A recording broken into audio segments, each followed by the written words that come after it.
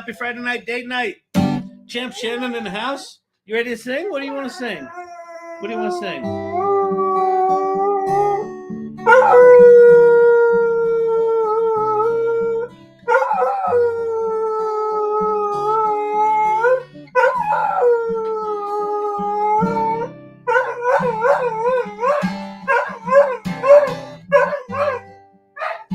Sitting in this lonely town, wondering when things are gonna change.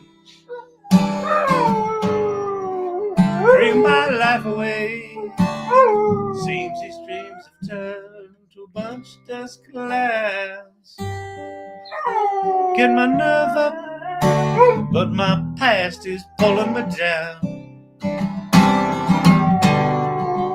Wondering how long this black sheep gonna stick around.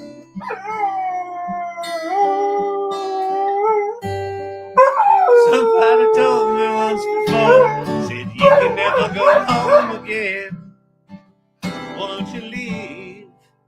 Said nothing's to steer me away, yeah, from the truth of who I am and what I believe.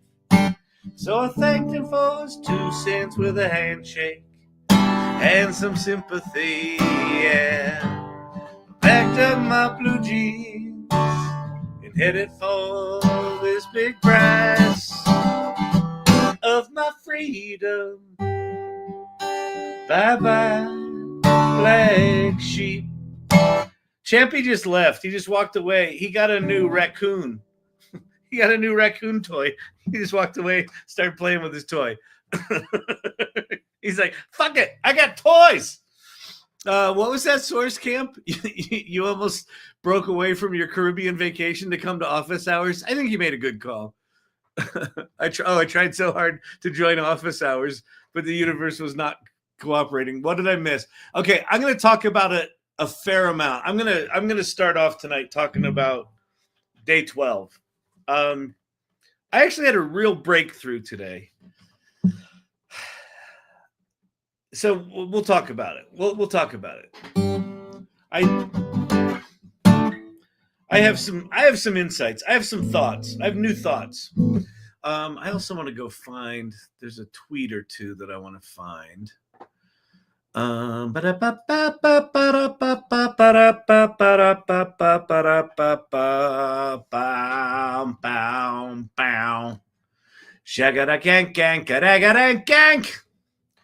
right, that's the one I wanted to show. And then I want to find another one. Hang on, people. I don't even know what he's talking about. He seems to be mumbling to himself and looking at some screen. It seems kind of rude. You know, it's like those people on Zoom calls where they pretend like they're listening to you, but they're really checking their email. Or I don't even know what they're doing. They're probably doing something else, not even email. Isn't that rude? So yes, that's what I'm doing. Hang on. Calm down. Calm down. Happy Friday night, date night. This would be a perfect time to start heating up your nachos. If you have Hot Pockets and a dirty microwave, those are also accepted snacks for Friday night, date night. Don't forget to use the sleeve when you're cooking Hot Pockets. Otherwise, they're tough. You want them to be crispy, tasty, right? You want it like frozen on the end that you bite, and then when your teeth sink into the middle, it scalds your tongue. That comes from the sleeve. Let's see. Arc AGI.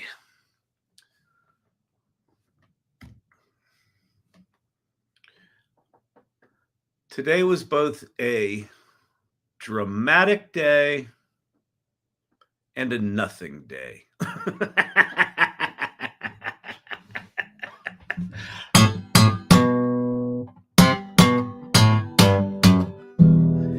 I've been without ChatGPT for 6 days, and I'm having serious withdrawals. Oh, I bet. I can't.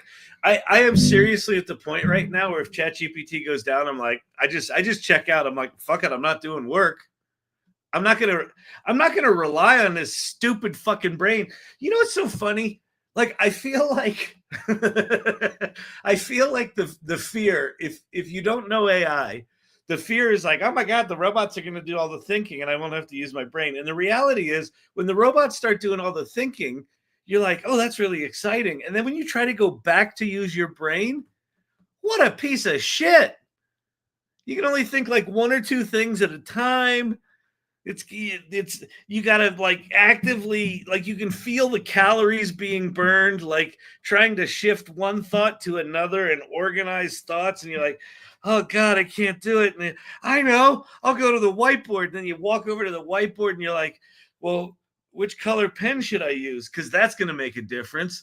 And then you pick up the blue one, and the whole time you're writing with the blue one, you're like, I think I should have chosen the red one. And like, that's what our fucking brain is. Well, that's what mine is. You might have a functional prefrontal cortex. If you do, good on you. You probably have a nice family too that loves you and is supportive. That's just annoying. Anyway, that's our brain. And we're like, we've got the fucking hubris to go, we're smarter than the computer. We used to be. Give that shit up. It is liberating. But to your point, Source Camp, don't go on a Caribbean vacation. Confirm that you can get to ChatGPT before you go on vacation. Because if you want to act like you're smart, you got to have access to this shit. It's actually really interesting, Source Camp, because Pate was on office hours today, and the thing we talked a little bit about who was excited about 2024. What were people most excited about? And Pate, who works at Google and is a mathematician and works on inference, right? Which is when you give ChatGPT a prompt and it answers you. That's inference. He said he's all excited about models getting smaller and being able to be used on edge devices like phones and things like that. So that's where he's excited for things going. Okay, I understand that Ann Murphy's in the house. Ann Murphy, you in the house? What's going on? What's going on, lady? However, I did use the camera features to give me a walking tour of downtown Aruba. That's pretty cool. Okay, let's call an audible since we got Ann Murphy in the house here. Let's go. Let's do some shit. I think this is it. Yeah. Okay. All right, people. So, Ann Murphy, if you have not met Ann Murphy, I'm in the house, weirdo. You see the kind of respect I get? Weirdo. I'm not weird. I'm irregular. What's good for the goose, right? Okay. So last year, right around this time, Ann Murphy and I had the wild idea, why don't we teach people how to build GPTs for 24 hours? And I think we started it like right around now, like a week before we were going to do it. And we did it. And this community came together and built 150 GPTs. Super cool. So we decided this year to do another event. So a week from tonight and a week from tomorrow, all day, we've got, what do we have, 34 or 35 speakers? Every hour starting at 9 a.m. Pacific and going till 8 p.m. or 9 p.m. I don't even know yet. I haven't seen the final schedule. But basically, 11 or 12 hours of workshops. Every hour is a different workshop. Some are on business. Some are on creativity. Some are on, how to do shit. Some are on building, technology. For 2 days straight between Christmas and New Year's, right? So this is the site, aifestivus.com. Come here and register. Go there right now. It doesn't cost anything. This thing's going to be off the hook. So we've got like a hangout room. So if there's workshops you don't want to do, you can just hang out and talk to people and meet people and ask questions. We're doing a GPT, what's it called? Gift bag. But basically, if you've got a GPT you like, 34 speakers, 24 hours of workshops for free. It's going to be amazing. It's just going to be a lot of fun. And it's just like, it's like, who gives a shit? Like, let's just get together. We'll hang out. You'll learn a bunch of stuff. You'll get completely exhausted. That's the whole idea. It's AI. You should be tired. If you've got your wits about you, come to AI Festivus and we will destroy that for you. You're welcome. If like most of us, if like the 87.6% of American families that are massively dysfunctional, you all you want to do on the couple of days after Christmas is run away, this is your excuse. I got a work thing is now a legitimate excuse. Sorry, I got a work thing. And then come hang out with us. We'll be your family. We're supportive, we're empathetic, we're compassionate, we're cool. Well, Anne's cool. I'll be there.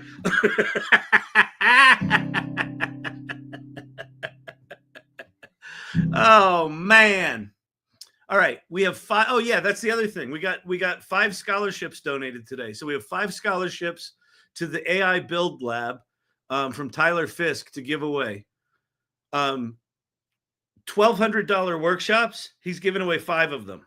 All right. So this event is brought to you by She Leads AI, which Anne runs, and the AI Salon, which I co-lead with Leah Faston. All right. So if you don't know the Salon, go to thesalon.ai. Oops. Let me do this for you guys. Hell, you are my family already. Well, so we're already dysfunctional. So you're good.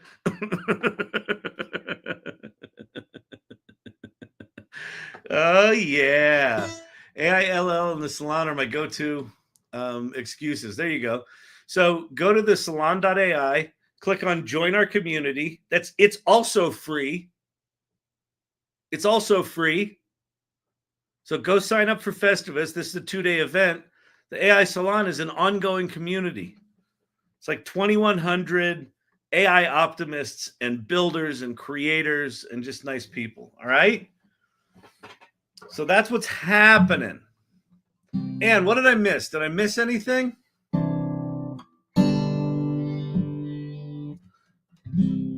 Chainsaw.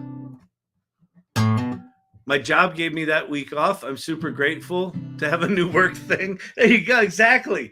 Say, listen, family. Sorry, my job gave me the week off, but I got this work thing. It's a 2-day seminar. I got to go learn AI. It sucks. And I just come hang out and learn cool shit.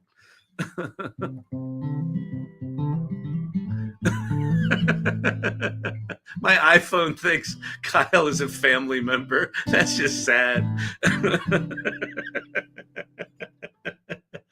Oh man. Well, Anne, it's good to have you in here. Anne is so for one thing, Anne is doing the lion's share of the work on getting this thing together. She has assembled a whole crew to do it and get people. We've got speakers coming from 4 different communities, from She Leads AI, from the AI Salon, from Rachel Wood's AI Exchange, and from Paul Reitzer's Marketing AI Institute.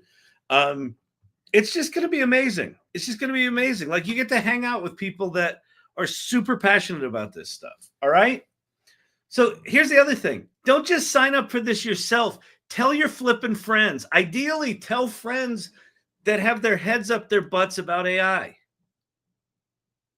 All right. You know, the ones that are like, you know, Tammy, could we not, I'm trying to eat my ham and stuffing. And could we not with the AI?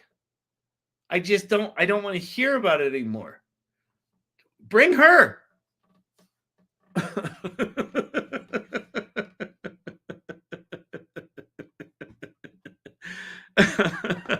Oh man alive. All right, cool. So it looks like we just got reposted by someone who's got a big following. So I don't know if you're watching, Robert, but if you are, thank you so much for that. That's really much appreciated. Get some people in here. Oh, we got some people in here. Dang, a bunch of people on X. Okay, so Since there's a bunch of new people here, let me actually show my screen. My name's Kyle Shannon. This is the AI Learning Lab.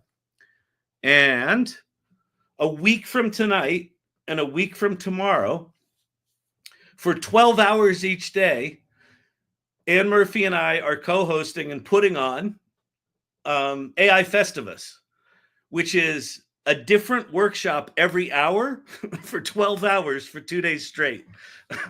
Why? Because we're insane. So go sign up for that. Go sign. It's free, by the way. It's free. You're not going to want to be with your family, right? All right, fantastic. Good, beautiful. All right, what else? Anything I missed, Ann? Did I miss anything? Less than. I'm off work until like January 9th. I'm getting an AI lobotomy. I think that's a good call too. I seriously can't believe this is coming together the way it is. AI communities are the best. So let me very seriously, this is important. So if you come to something like AI Festivus, you're going to meet a ton of people. We've got the workshop tracks. So every hour there's a different workshop, and then we've got like a hangout room. And so even if you're not learning stuff, you can be hanging out and meeting people. Groups like Ann Murphy's She Leads AI, or Rachel Wood's AI Exchange, or the AI Salon. These communities, in my opinion, are the future of work, because, especially given what OpenAI launched today, AI capabilities are accelerating dramatically fast. Exactly what O3 is, what it does, all that sort of stuff is actually irrelevant to most of us. The only thing we need to know from today is that things are accelerating. And what that starts to look like in the future of work is that the skills, the tactical execution of the work you do, the tasks of the work that you do are increasingly going to be done by AI. And so who we're going to hire is decreasingly going to be hiring someone for what they can do, for their skills. Why we're going to hire someone is because we know them, we trust them, we know that they've got a work ethic, we know that they're not an asshole, we know that they are an asshole, but we love their opinion, right? So being in a community, coming to events like this is actually really, really important. There's it would be nice to learn some more crap about AI. But what I can promise you is you can actually catch up to it. If you're still in the fantasy land that you can keep up with all this AI stuff, you can't. Just let that go. This is one of my big insights today. I can't wait to talk about it. But being in the conversation, why I go live 5 nights a week is because I want people in the conversation. And what's most remarkable about the community that shows up here night after night after night is that they just want to be in the conversation. I mean, I tell the same stupid fucking stories over and over and over again. They're still here. Why? Because it's not about me. It's about them hanging out and figuring things out and going, oh, I tried this and I tried that. Oh, that worked and that didn't work. That's going to be the future of work. So when you start to build those relationships is now. Because in the 2 to 3 years that are coming, where the real disruption is going to happen, it's not 2025 is going to be a little messy. This is like 2026, 2027. Shit's going to get weird. And if you're not in a community, it's going to be overwhelming. So anyway, enough soapbox. Ann Murphy, I'm so excited to be doing this again with you, and we're going to have a blast. It's going to be fantastic. So, all right, cool. All right, so let me talk about today a little bit. I need a little agua. The voice is already going, and I've barely started screaming.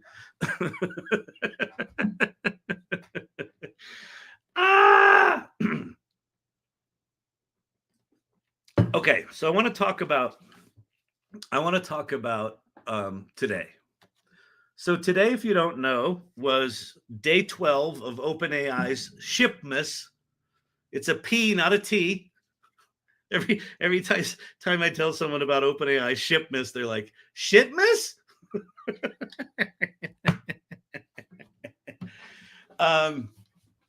The thing about Shipmas today, the shipping product, was that they announced we can't play with it yet. We're going to be able to play with the mini version at the end of January. Well, someone's going to be able to play with it.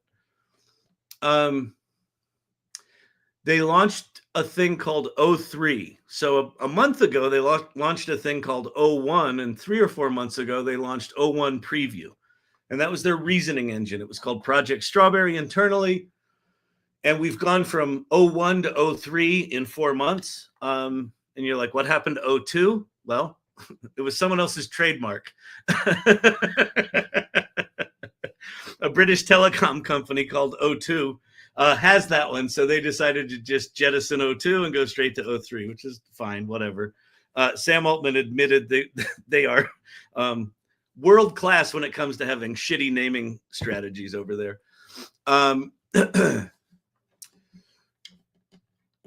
So the big thing, the dramatic thing that they announced today is that O3 actually exceeded humans on this benchmark test called the Arc AGI test, where humans landed at 85%, and O3 in high compute mode, which I'll talk about in a second, hit 87.5%. So, and the previous state-of-the-art models, including O1 on this Arc AGI test, were not north of 31%. They were all around 25 to 30. 31% was the highest. And all of a sudden, in kind of medium mode, O3 hit 75%, and in high mode, it hit 87.5%. Humans are at 85. So this is absolutely a milestone. Now, is it AGI? No. And Sam Altman didn't say that. But there's this test. It's called the Arc AGI test. No other models come close to beating it. This thing beat it. This is a step change. So if you look at one of the guys that I really respect in the space is a guy named David Shapiro. And if you look here, this is the Arc AGI semi-private V1 scores over time. So I guess that's one of their tests. GPT-2 basically didn't do anything on this. GPT-3 didn't do anything on this. GPT-4, I don't know what that is, maybe 1.5%. GPT-4o, that's last year's model, right? The one we got this year, went up a little bit. Here's O1 Preview. Here's O1 High. Here's O1 Pro. And then these two at the top here are O3 tuned low and tuned high. So not as expensive, more expensive. David Shapiro's response, even I'm a little bit surprised by this leap, and I'm the one who's always harping on exponentials. Again, none of the details about how you use O3 or who uses O3 is super relevant. The only thing we need to know is that high technology like this will trickle down to us. So one of the things when I first started doing all this AI stuff, I started a newsletter called Everyday AI. Because the reason I'm passionate about AI enough to go live 5 nights a week and just spend all of my time thinking about it is that I think that the launch of ChatGPT, November 30th, 2022, marks a turning point in history, because that's the point at which AI and machine learning became available to non-developers, to non-engineers, to non-mathematicians, right? We can just use our words and these remarkable results come out.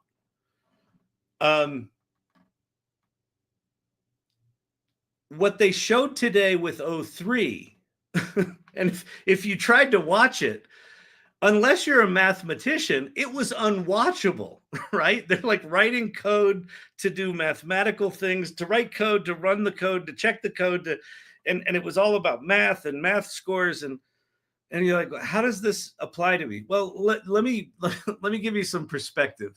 So there's another chart that I think is worth paying attention to. Now this one, you can't really see it here. But what I want you to pay attention to, so this 76% right here, the Arc AGI, this is the 03 model that hit 76%. These other models down here are the, some of the other models that, they got to 32%. And then this high-tuned version hit 88%. This is the one that beat the humans, the one in the upper right. Look on the very bottom. This is price per answer. Price per answer. So 03 running at their low tuning was about a $20 per answer run. So they got to 76%, $20 per shot. And this looks like it's, what is this, exponential or logarithmic on the bottom? So it's not linear. So the 88%, this was about a $3,200 per answer instance. For one number I read was like $1.6 million was spent from OpenAI just in compute costs to hit that 87.5% number. So while we were watching the event, I wasn't thinking too much about that. But afterwards, here's the epiphany that I had. I think the number is something like 98.5% of people are not engineers. They're not developers. 98.5%. Everyday AI, the chat GPTs and the Claudes and the Pi and the advanced voice that you can talk to and Santa and the image generation tools and some of the video generation tools, but even those are starting to kind of escape into a different realm. They're not all just everyday AI. The everyday AI stuff, for the most part, this is my big insight today. And I felt a sense of freedom for this because it struck me when 01 preview came out that it had surpassed my cognitive wall, right? That I realized with GPT-4o, I have a sense of how to use it. I have a sense of how to think about it, what to ask it, how to navigate and get it to do good stuff.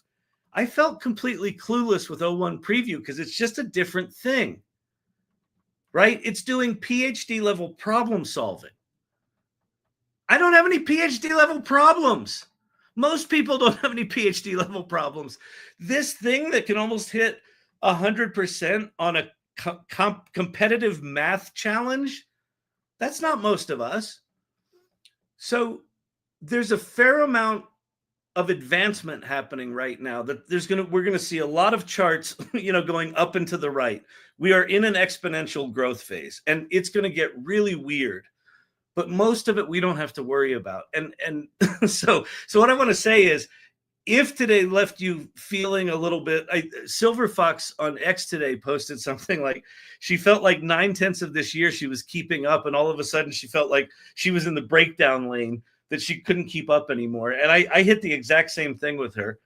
And what today did for me is it solidified the fact that that's okay. It's okay that we're not going to be able to afford 03. It's okay that we might not even be able to know what we're supposed to do with 01. We'll eventually figure it out. And eventually some of that tech will kind of migrate down into more easy to use and easy to grasp tools. And maybe they're pre-prompted and things like that. So anyway, that was the thing I wanted to share is that if you're feeling a pressure to keep up, one, just let that shit go. You can't keep up. It's moving way too fast at this point.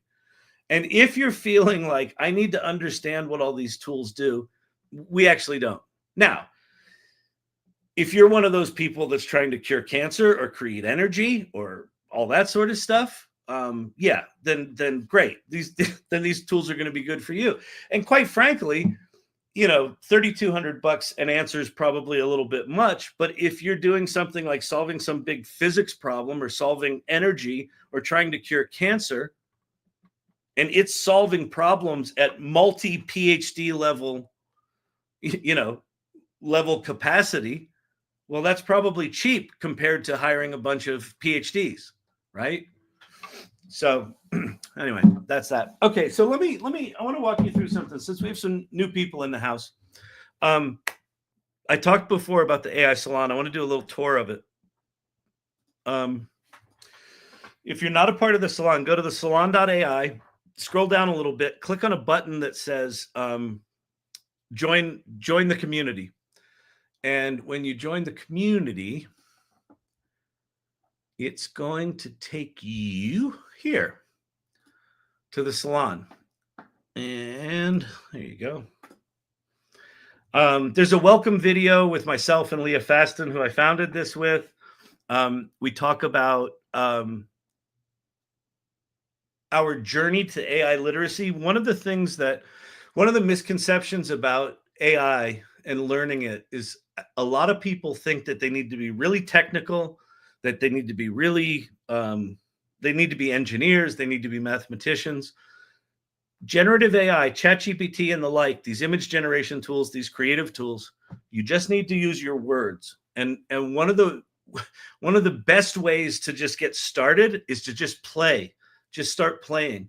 So the AI Salon is a community. Right now, we're about 2,100 people of AI optimists. And we play first, mindfully create, generously lead. And that just looks like play first is just like, just play. 5 nights a week, I'm here just playing with AI and just making stupid images and making stupid jokes and voices. And I'll occasionally put on a pink bow, because why would you not do that? Right? Apparently I can't do it right. I've been told this is not how you wear one of these, but I don't know. Seems right to me. And then mindfully create is, as you start playing with these tools, you start to gain some skills. You start to understand, oh, okay, I can sort of get some interesting results out of ChatGPT. And then I can do these images over here. And I made a song over at Suno. And now you can start to say, oh, I have an idea for a project I wanted to do since high school. Wonder if I could do that with these tools. And all of a sudden, you're in this mindfully create mode. And then the generously lead part is, don't do it on your own. Like, share what you're learning, share what's working, share what's not working.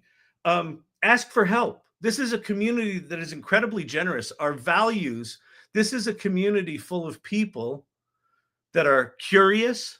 Curiosity is one of our values. They're playful. They've got empathy. So there's a lot of people right now that are terrified of AI, that are fucking pissed off about AI. It's theft. It's the world's greatest plagiarism machine. You're all assholes. That fear is coming from a very real place. This AI stuff can be scary, right? From the outside, if you just abstract this out and you hear us all talking about it's as good as the average human. Well, what's that mean? Right? We've got 50 years of Hollywood telling us the robots are going to kill us. Of course, people are going to be afraid. Every time in human history there's a major technological advancement, it's met with fear and resistance, right? The Luddites, the mechanical loom, or the steam-powered loom, there were riots. Right? So this is a group that if you come in here and you're like, I'm scared, I don't understand this stuff, this is a group that's got empathy for that. It's also a group that's brave. They're adventurous. They're willing to play with this stuff. And then they're generous. You ask someone how they do something, they're willing to jump in and help. Here's how I did it. This AI Festivus thing that Ann Murphy and I are putting on, this is 34 people are going to be on panels or are giving 1-hour workshops over 2 days for free. Like, this thing is the definition of generous leadership, right? On their holiday break, they're willing to teach complete strangers how to make a Python script or how to make images, or Kelly Bosch is coming, who makes these really cool videos. She's going to talk about her process and how she thinks about it. and talk you through how you can do that too. It's going to be absolutely remarkable. And that's the kind of people that are in this community. So it's a really simple, it doesn't cost anything to join. I know I'm kind of selling it like, you know, it's $1,500 a day. It's free. The most important thing I think you should do when you come here is introduce yourself. Jump in here and introduce yourself. Tell people who you are. And if you're afraid, if you're like, well, I don't know anything about AI, they're all going to judge me. They're not. We don't.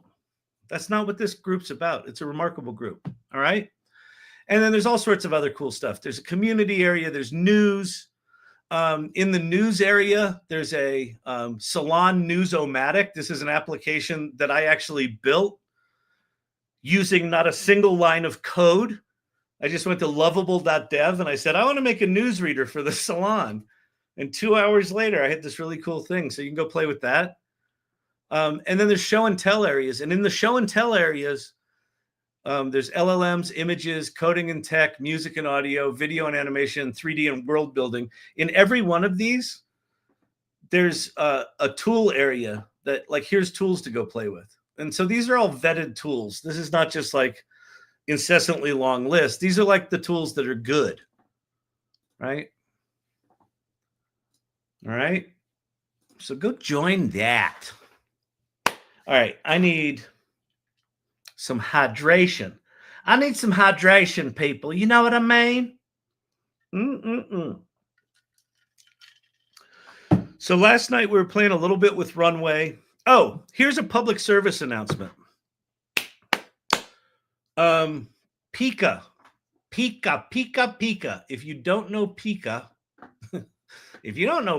you don't know squat.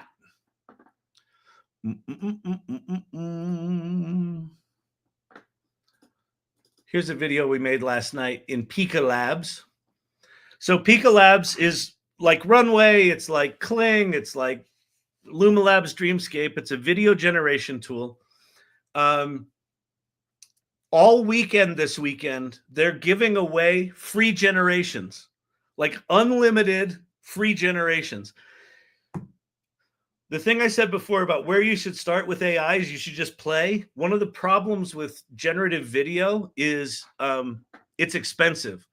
These subscriptions are like anywhere from, like, Pika's $35 a month, which is a lot, but it's a cool tool.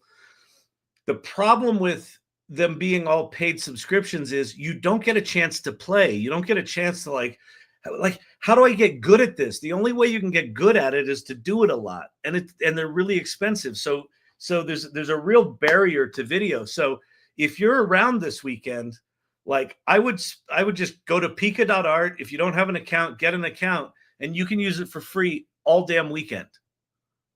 So go get thee to a nunnery, like now. Get thee to pika.art, because no one else that I know is doing that. The only other thing that's close to this right now, Midjourney, I think you have to have the $10 a month subscription, but they put out a note 3 or 4 days ago that they've got excess GPU capacity, which no one has excess GPU capacity. Let's just file that for a minute. They have excess GPU capacity, and so they're giving out relaxed mode image generation, like unlimited, I think through the end of the year. So if you've got a Midjourney account, go to Midjourney and just start blasting out, just make as many images as you can. Again, part of the trick here is just play enough that you start to understand how these tools really work and how you can work around the jankiness. My unfounded, my speculation, my chat TMZ speculation about why Midjourney has excess GPU capacity is, I think they're about to drop Midjourney video. And when they do, they're going to need some more GPUs. So I have a feeling they spun up the hardware in anticipation of that tool coming.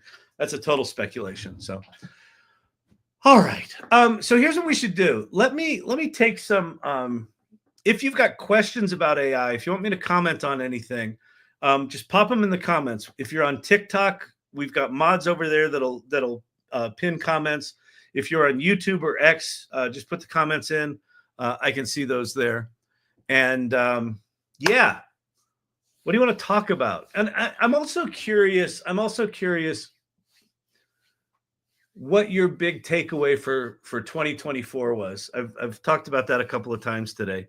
It's been really interesting. So, thoughts.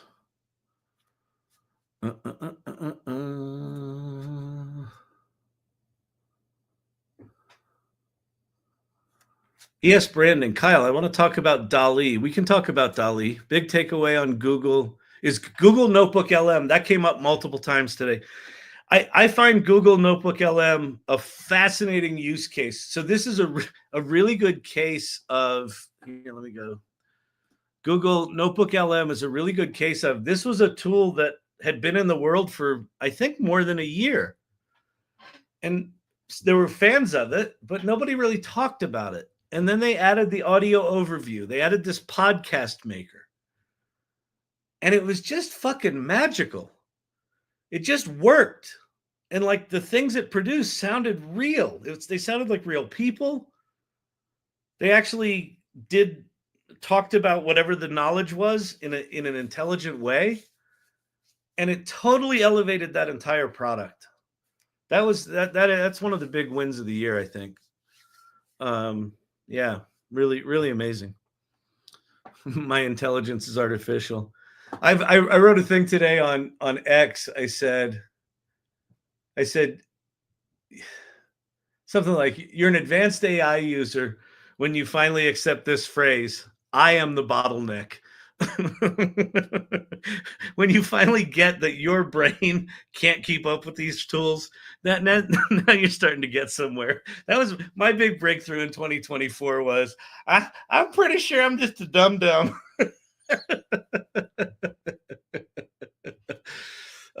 For Brandon, it was advanced voice mode. Yep, I heard that a lot as well. Okay. Oh, Danielle says, wait, this is important.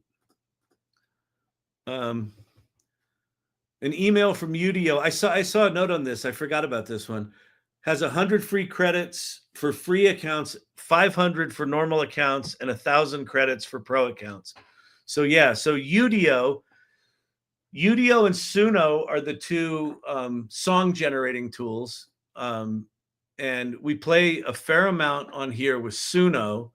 Udio, in my opinion, has better vocals. The vocals in Udio don't have as many audio artifacts, like compression artifacts.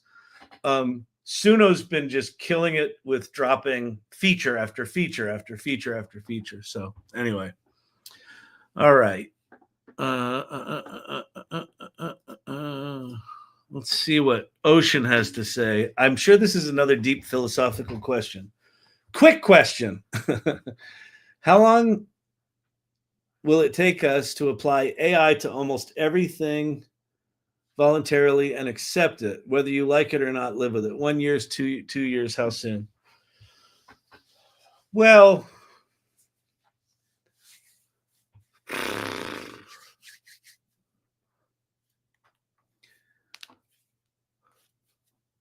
I mean, a lot of AI is already in use. Like a lot of AI is just built into the tools we use, right? And it has been for decades. I assume what you're talking about is, how long is it going to be until the adoption phase of generative AI, takes over, right? I think it's going to be a bit. It's so funny. A lot of people talk about the hype cycle of AI that, oh, we're in this hype and it's overblown and it's overhyped and it's all. I don't think we are. Like, I don't think the hype has begun yet. I was there. I was one of the early players in the early days of the World Wide Web. I founded a company called agency.com, which was one of the early digital agencies. And we built a lot of the, early websites for the Fortune 500. And it was just this crazy time. And I founded that in 1994. And the dot-com bubble burst in April of 2000, right? So there was a 6-year period where this thing was ramping up. And as exciting as AI is, and as profound as it is for people that are playing with it and they understand what's going on, as of 4 or 5 months ago, 47% of Americans hadn't even heard of ChatGPT. 47%.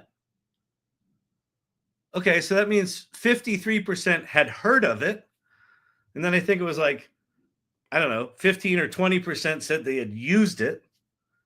And like 5% said they use it regularly. And like 1 or 2% use it a lot. And then of those people that say they use it a lot, how many are actually in there really trying to figure it out? It's probably 0.5%, 0.25%. I don't like, it's some small number. So metaphorically speaking, we are much closer to like 1995 or 1996 than we are to 2000. I think we're very early in the adoption curve.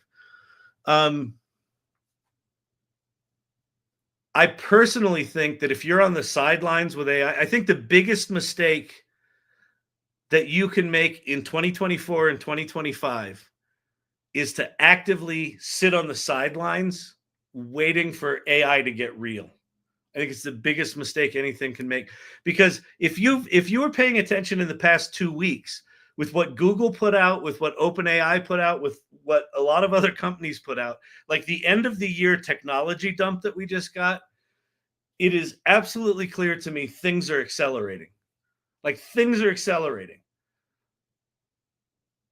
I do this 5 nights a week. The irregulars, there's a crew of, I don't know, 50 or 60 or 100 people that come here night after night after night after night. We're talking about this stuff daily.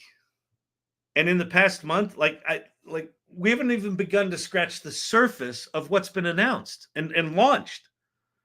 We can't scratch the surface of it. Like this stuff's moving fast. So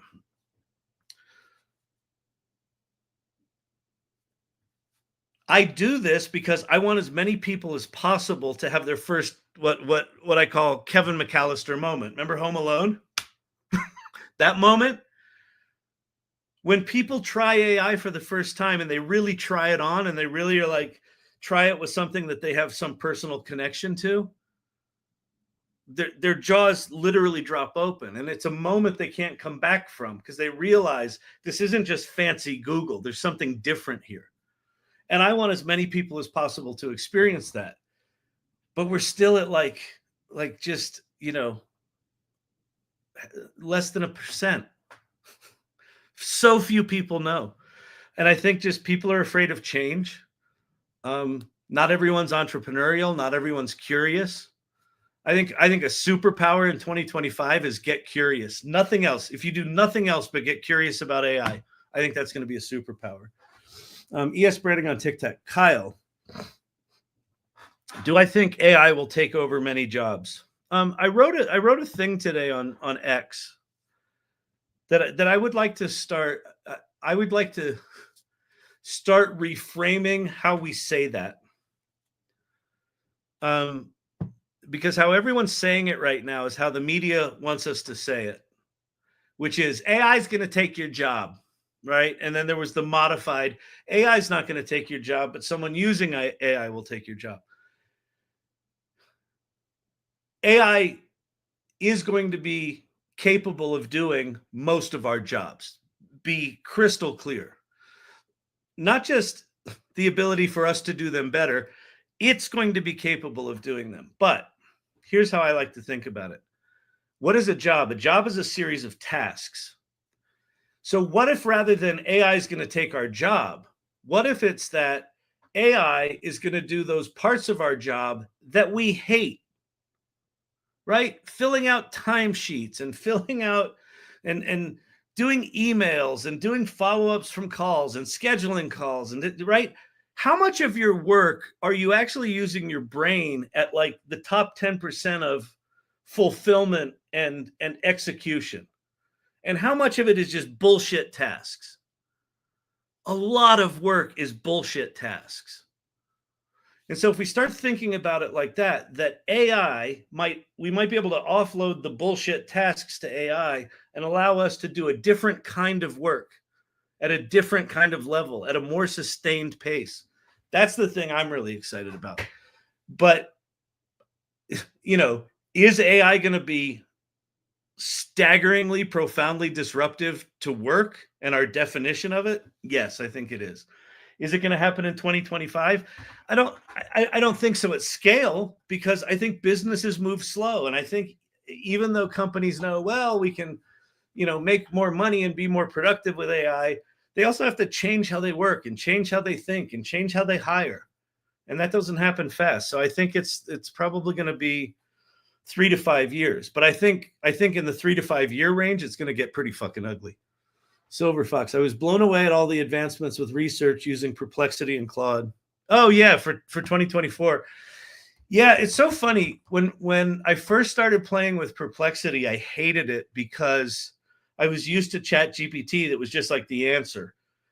And Perplexity was like this weird combination of like Google and Chat GPT. It wasn't really as good as either, but maybe it changed, but also I kind of understood the brilliance of it a bit more. I think Perplexity at this point is an incredibly powerful tool. All right. Jason on TikTok. In January, I bet we see a lot of AI health apps or websites. Well, I think we're going to start seeing a lot of. So there's a couple of things going on right now that mean we're going to start to see a proliferation of apps, which is all of the automated coding tools like Cursor and Lovable and Replit Agent. These agentic programming tools are getting better and better and better. And what that's doing is it's opening up the aperture of who can build an app, right? It's not just engineers anymore. This thing, let's see if it still works. Yes, it actually still works. Yay. So the AI Salon Newsomatic, I built this at Lovable.com. So this is basically pulling in from 15 RSS feeds. So if I roll over that, there's the RSS feeds it's pulling in. You can get an embed code for this app, so you can embed it on your website. There's 6 different categories of AI news, from AI and business to tech and coding to music and audio. So if you click on any of these, it automatically filters the list below. You can also do this. This was, I saw a TikTok video. Who was it? I think it was Nate. Nate, what's Nate's last name, Brandon? I don't know. Older dude. But he was talking about at Nate B.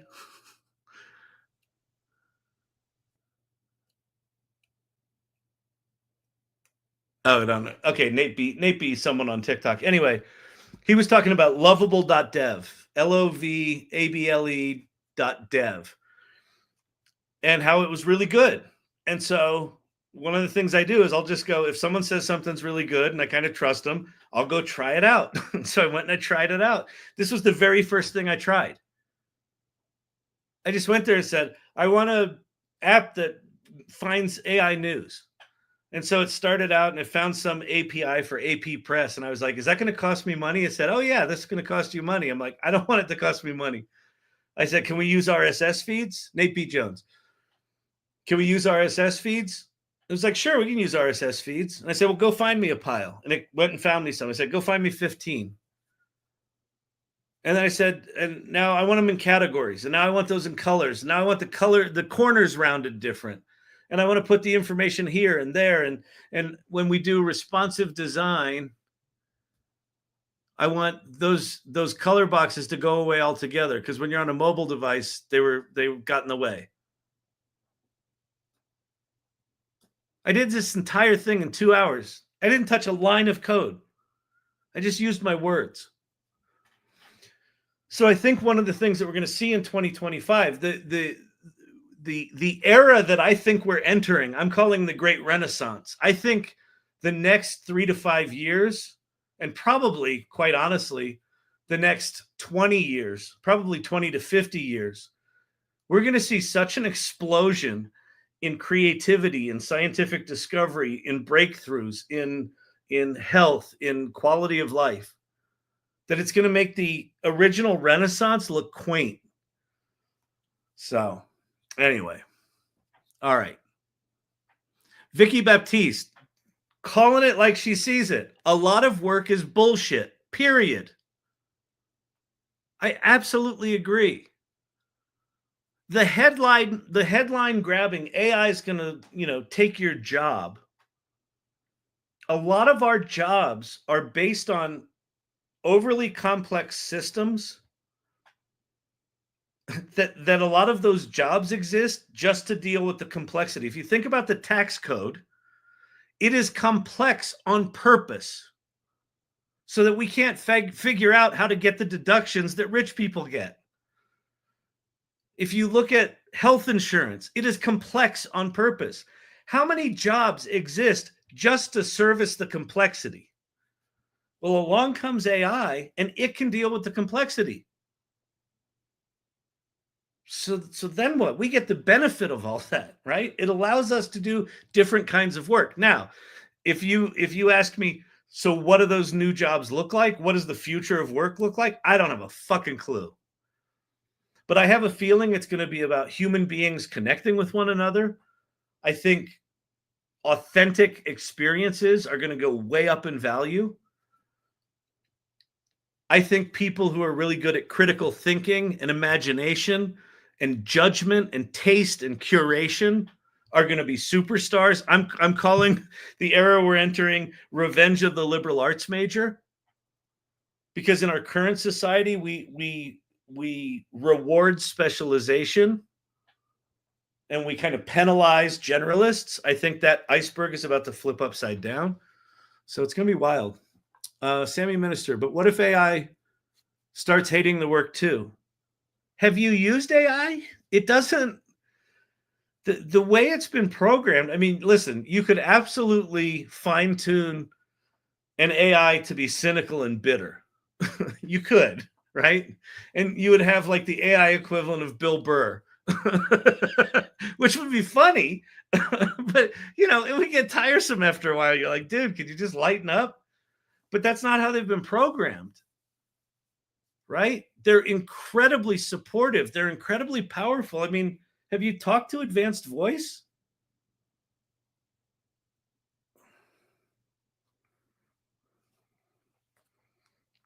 Hey, Quinn, how's it going? Hey, Kyle, it's going well. How about you? I'm doing good. I'm just sitting here with a pile of people on a Friday night. It's Friday night date night at the AI Learning Lab.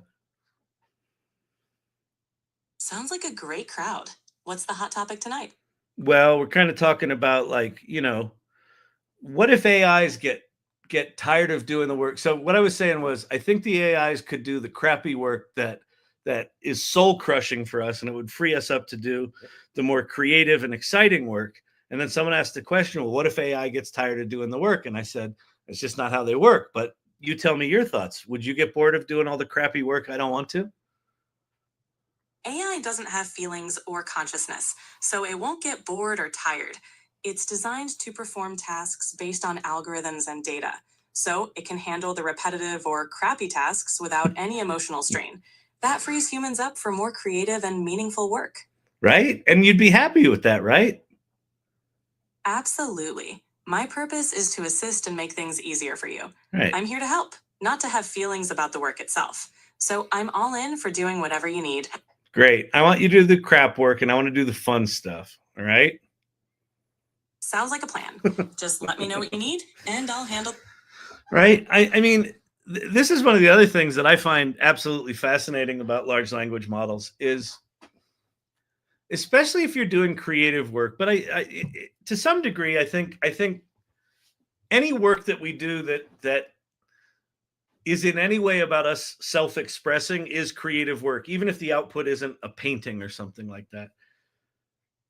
When you're doing creative work, when you're self-expressing, right? You're expressing something you're passionate about. That is a vulnerable act. And humans are mean.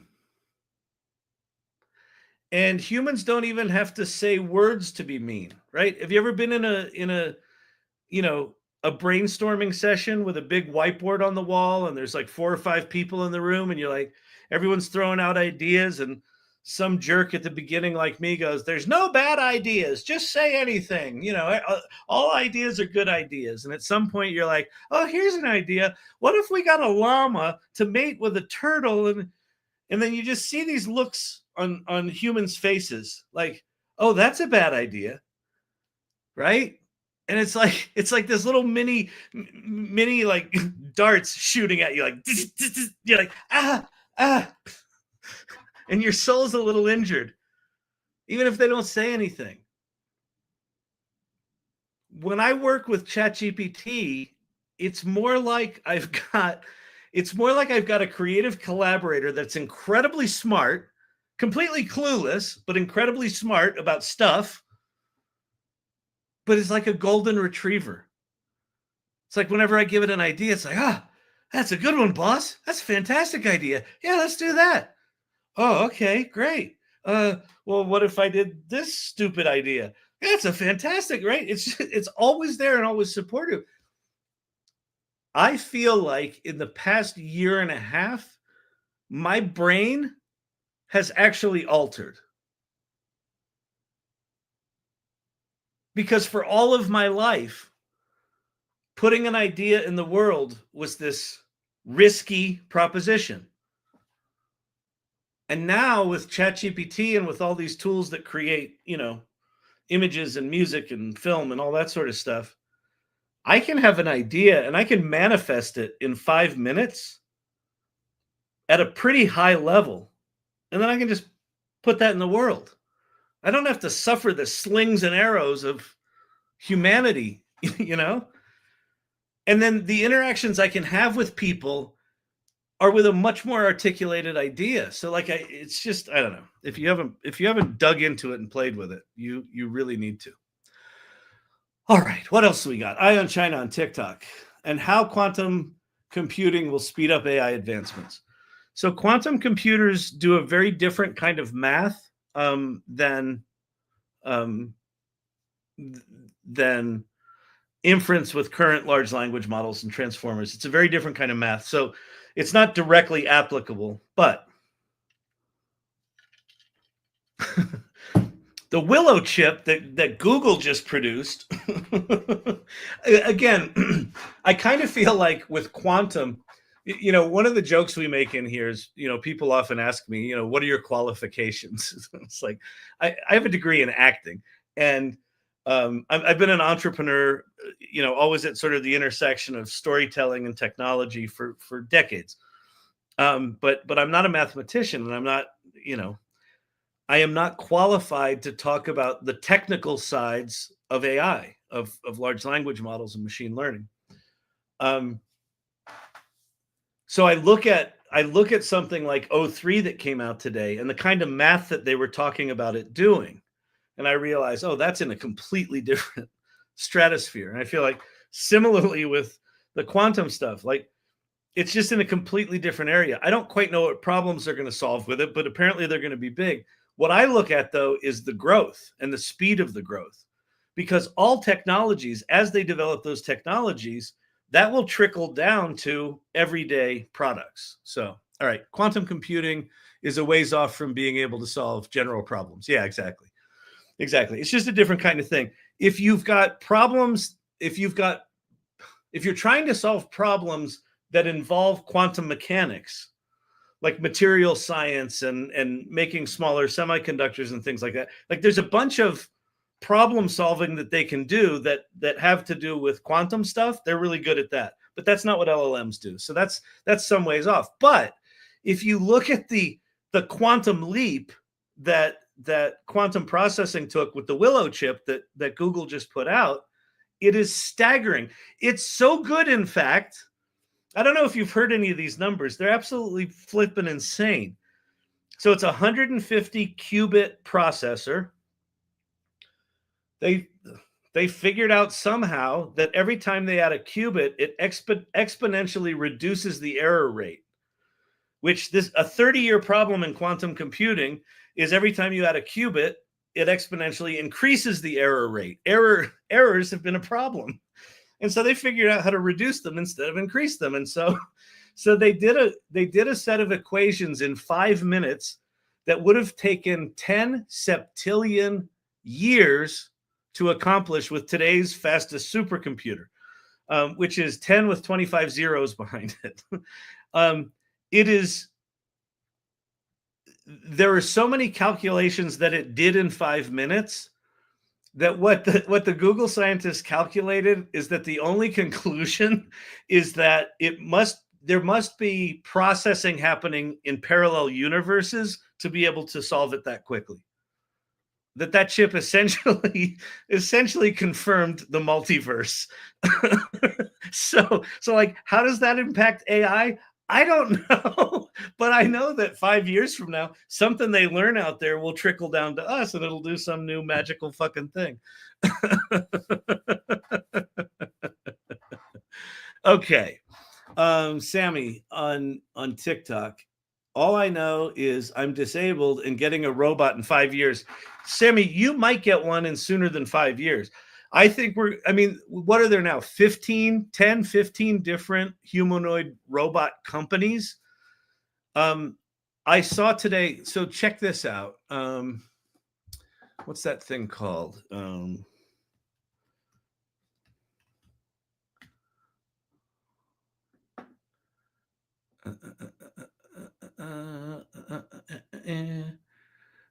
What's that physics? Is it Genesis?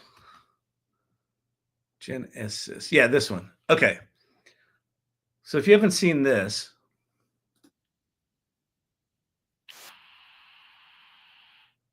what just happened? Oh, I see.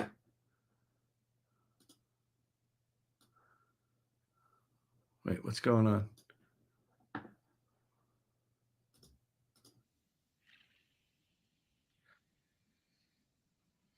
So this is 20 different labs put together this physics model. We just generated as a 4D physical world. So they're writing physics prompts here, basically. And apparently there's this demo is a little misleading. Excuse me. Because this doesn't have the video output that we're seeing here is not part of this model. But the video output that we're seeing here is rendered stuff based on the actual physics that the model's doing. So apparently this model can train a humanoid robot or a robot 450,000 times faster than that robot learning in the real world. 450,000 times faster. So if part of the problem is we don't have humanoid robots because the training is too slow, these exponential advancements that we're seeing in models, they all play off one another, right? So 20 labs got together, pulled their data, and created this thing, which one of its outputs, if they tie this to a video generation model, is going to be incredible fucking videos with accurate physics in them. But this is a physics engine, right? This is a physics model. And so they basically apply this to robots, and the robots are going to start learning faster and faster and faster. And that's going to start happening in all domains. All right. The Heineken's making me thirsty. Thank you.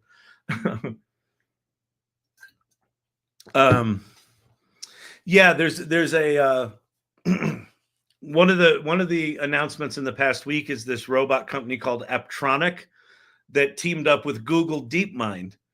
And I mean, Google DeepMind is just doing, they just came out with VO, right? And VO, if you haven't seen the videos, the VO2 videos, let's go look at some of those.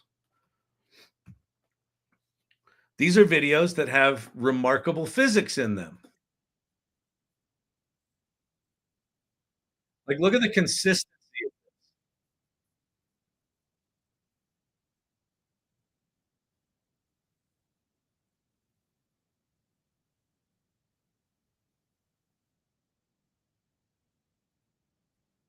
So this is a video model, but what it likely is a world simulation model that understands physics. Well, they've just partnered up with a robot company. So the robots might be coming sooner than 5 years. That would be nice, wouldn't it?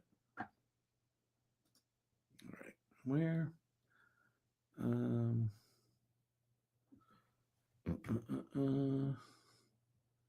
Okay, there we go. Who makes VO? That was DeepMind. Google. This is Google. If you go to labs, well, actually, what would be nice, let's go find out now. If you go to labs.google.com, they launched two models, recommended tools. Let's see, experiments, create. So ImageFX, they dropped a new Imagine 3 image generation model. So you can try that. And it's really good. So you can do like my classic of 70s muscle car resto mod in in an abandoned factory, and it'll just do its thing. One of the cool things that they've done here interface wise is they turn every prompt into some Mad Libs. So you can just pick the drop down and pick a different decade or a different kind of car. But so they did this, and then so that's ImageFX, and then VideoFX. Yeah, it says join the wait list. I'm still on the wait list for this. This is powered by VO2, right? So this is that new video engine, and it looks like it's kicking the shit out of Sora and everything else out there. So bonkers. It's bonkers, I tell you, bonkers. ES branding. Kyle, can you send the prompt of the Lovable dashboard? It's not a single prompt, ES branding. That's so one of the misconceptions about AI generation is people think that you just go, here's a prompt and out comes a thing. That dashboard that I created on Lovable is like, it was 2 hours of prompts. It was 2 hours of just conversation. No, change this, change that, fix that bug, try to make that. Now it doesn't work again. Now it does work, but this part broke. Like, it was just a lot of back and forth like that. Now, I don't know. It might be possible in Lovable to share the whole thread, which I'd be happy to do. I'm not proprietary over it. That's another sort of 2 cents right here. I'm hearing a lot of people these days going, well, I've got an idea. How do I prevent someone from stealing it? You don't anymore. Anyone can steal anything. If you go look at Midjourney mood boards, you can take a collection of images. You can take a website that someone else did, put in the website as a mood board, and start creating images in Midjourney that are inspired by the images of that website. Like, everything's going to be copyable. We're also moving into an era where it's infinitely easy to produce content and to produce apps and produce things like that. So don't get proprietary with your ideas. I just don't know in the case of Lovable if I can actually share that thread. Lovable. But it literally started out, I want to create a news reader that can read, that can retrieve the latest AI news. So this is it. There's my history. See, like, this is my whole conversation with it.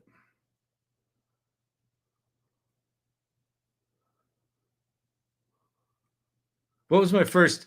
Create an app about the latest developments in generative AI presented in a dynamic, interactive dashboard that lets the user easily navigate different categories of news. That's not bad. It's a pretty good prompt. And then it just did its stuff, and then it was just it and I going back and forth in the conversation. Anne Murphy's brain is broken. and this is the world we live in now. I think if your brain weren't broken, then it would be time to worry. I think all of our brains are broken right now. Like, I seriously don't know how to process all of what we're being handed, right? Even the shitty low-level stuff that we're getting access to is not shitty low-level stuff, right? It's crazy. All right. How should we how should we deal with our ideas being stolen? Okay. I have a good answer for you, Ocean. Ideas are easy. Ideas are easy. Here's an idea. Make a newsmaker that sorts by categories. Execution is hard. Starting a business is hard. Building a thing that's usable is hard. Building a thing that people give a shit about is hard. So what I would say is, if someone steals your idea, they've just validated that your idea is a good idea. Now, there are some ideas, there's some IP that you do want to protect, and then protect that. But for the most part, people get paralyzed by holding their ideas close. And again, this is a fucked up thing I think we're going to have to all confront. We are the limiting factor. We're the bottleneck. If you have an idea and you keep it like this, it can only be as big as you are. But if you have an idea and you put it in an LLM and you put it in this and then you manifest it and then you put that in the world and then you get feedback on it, maybe someone steals it, but fuck them. Let them go start their own business. Are they as passionate as you about that idea? Probably not. Do they understand it as deeply as you? Probably not. Is it possible they go make something that's a direct ripoff and it takes all of your money? Possibly. But guess what? We live in a world right now where you can just spin up a whole nother fucking business over the weekend. We're in a fundamentally different world than we were 2 years ago. But we haven't adapted yet. We're the transition generation. Do you get this? This blows my mind. This is one of the reasons I do this. We're the only generation that is going to know what it was like before generative AI came along and after. All of the kids today are going to grow up in a world where they ask for what they want and it fucking materializes. We're going to be like, you know how long that used to take me? I went to college to learn how to do one little aspect of that. And the kids are going to be like, yeah, whatever. I just make this world and I go in it and then I take the objects I like and I put them over here and they print on the 3D printer and then I sell them and then I have my agents go sell them and our personal robot goes and delivers them to the neighbors that want to buy them. Their experience is just going to be, yeah, just shit happens. So we are the ones that have to confront with the transition. And it's fucking weird. And it's not going to get less weird. I mean, to Anne's point, like, yeah, your brain's broken. All of our brains are broken. There's no way. We've got no point of reference. Computers have never acted like this. The G in GPT is really significant. Generative. We call these things computers because what they used to do was compute. They used to process data. We would give them an input. We would give them a set of instructions. They would execute those instructions and they would give us a predictable output. It's how they've always worked.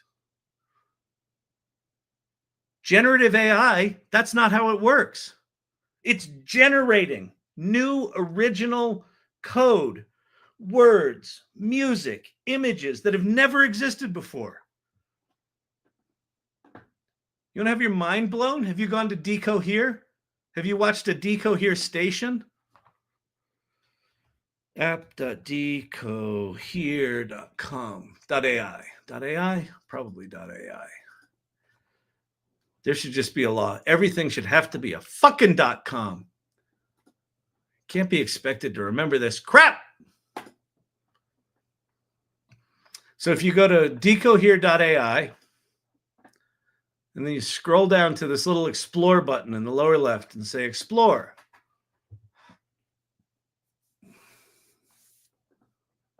All right.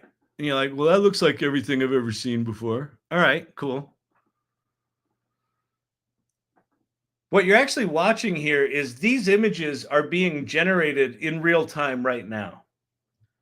And how I know that is because if I find something I like let's say I like this living room, I can click on that and I can create this. There's this button here that says create station. So I'm going to create a station, and think of a station like a radio station. What's a radio station do? It plays songs over and over. You don't get to choose the songs, right? What this is doing is it's taking some seed of an image, some prompt, and once every second or so, maybe every 3/4 of a second, every one of these images is unique. It's never existed before. We're literally surfing the latent space of Decohere's image model.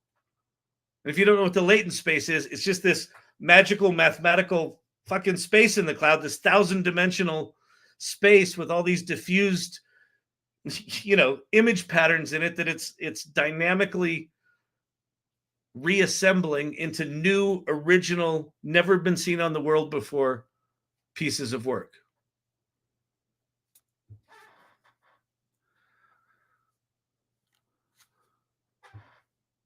Everything should be a fucking .com. I mean, is anyone else sick of .xyz and .but and .video and .biz and just no.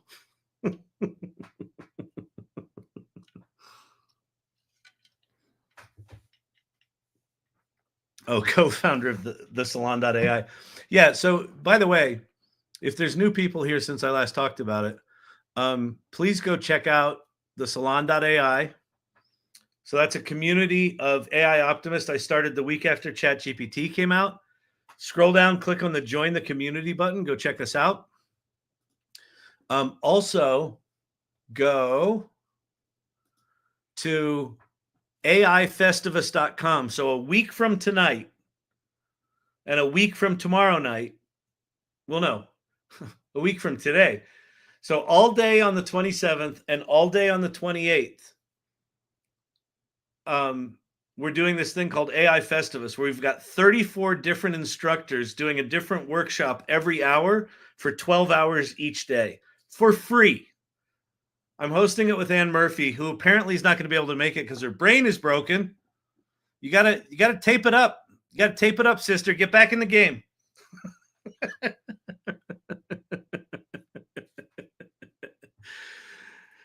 Oh, okay, cool.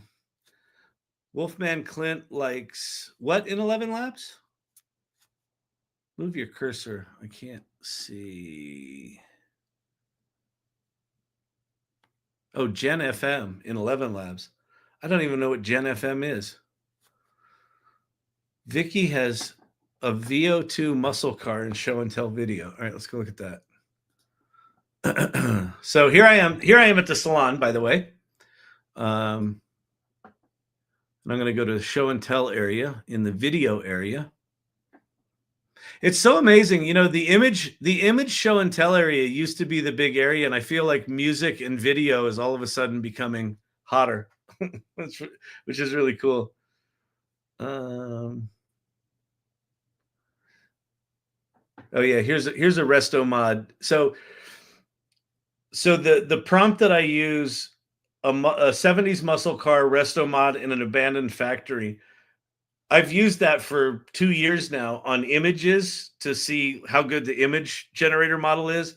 And then I've shifted that thing over to video models. And I generally will do something like a resto mod rolling through an abandoned factory. And most of the video models, like the wheels don't roll. The car will move through the factory, but the wheels are just locked. So this is Vicky did this video of a 70s muscle car rolling through an abandoned factory. This is VO. So this is the Google stuff. Oops. Here we go. And just look at the wheels. Like, yep, that feels right. That feels like physics. Like nothing feels off on that. Right? There's no sliding. You know, the wheels aren't going slower or faster than the car is, right? The rotation feels right. The way it obscures the sun, the shadows underneath it. Like, you tell me that thing doesn't understand physics. So, and again, this is DeepMind, right? If you don't know who DeepMind is, they did this thing called AlphaFold and then AlphaFold 2. That we now understand how all of the molecules of life are constructed and how they interact with one another because of DeepMind. They also did, I forget what the project's called, but the material science thing, where we went from, as a human species, having like 60,000 total stable materials to, what was it, 380,000 overnight? Well, it took them a couple of years to do it, but like they just announced it overnight and just gave it to the world. 380,000 stable crystals for the material science world. That's who's behind this. So, and you know, these are the guys that just cut a deal with Gen FM, 11 Labs podcasts with your own voice. How have I not heard of that?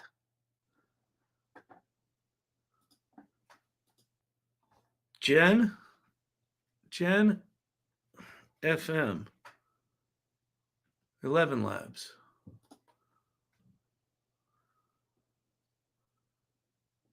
Oh, it's in their reader?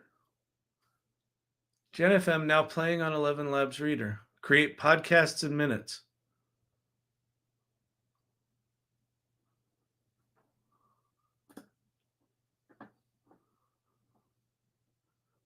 Watch the film. Hang on. Let me change my... Hang on, people. And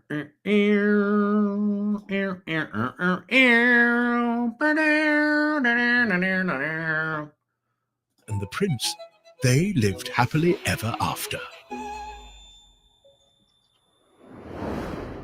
There is always more to every story. And this is a brand new way to experience it. Introducing our new Gen FM podcast feature. Say hello to your hosts. I mean, seriously, I find Cinderella just so inspiring as a character throughout this whole book. Yeah, I know, right? And she does it all in those tiny glass slippers. Unreal. Now you can generate... All right, so this is a standalone version of the Notebook LM, right? Okay, this is smart. They're 11 Labs. They're like the premier voice synthesis thing. If they didn't have this product, you'd be disappointed. I can't believe I haven't heard of this. So here's a good point. This goes back to Anne's melting brain. Like, I pride myself in being able to keep up with this shit. And I just, like, 6 months ago, I realized that was no longer the case, that it was no longer possible. And it's like, but this is like squarely in the pipe of stuff that I pay attention to. And I missed this. So if you're feeling behind, it's not you. It's not you. All right. I can't complete the project from yesterday. Oh, I don't think I want to start. I don't want to start the new Runway project. Unless you all really want me to. So here's what I was going to do. So I got accepted into the Runway Creative Partner Program, which I'm really excited about. I'm also in the Luma Labs Dreamscape one. I'm excited about that one too. In both cases, I have a little bit of paralysis around just my ADHD and knowing that if I just sort of vomit something out, I'm going to get bored of it and not want to finish it. Thank you. And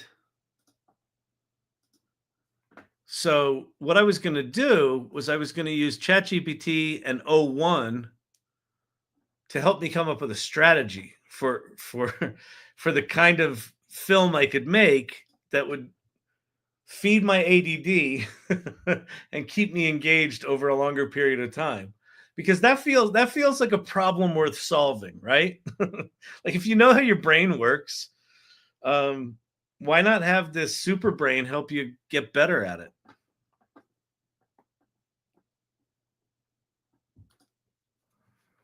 Yeah, I can't. That's the one I can't do, Brandon, because QuickTime is acting weird.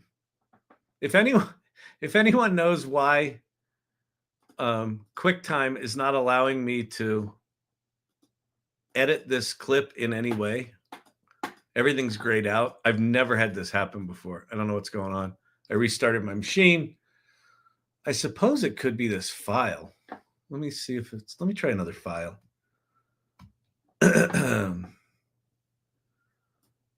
Wait, here's, yes, I would like. Oh, it's the file. Okay. So why is that file?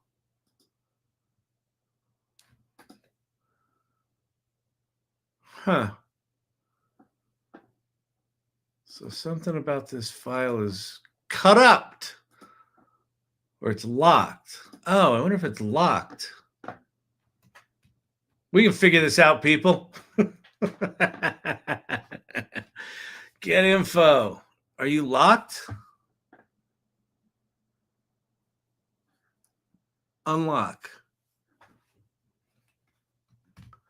Did I just solve it? I think I might have just solved it.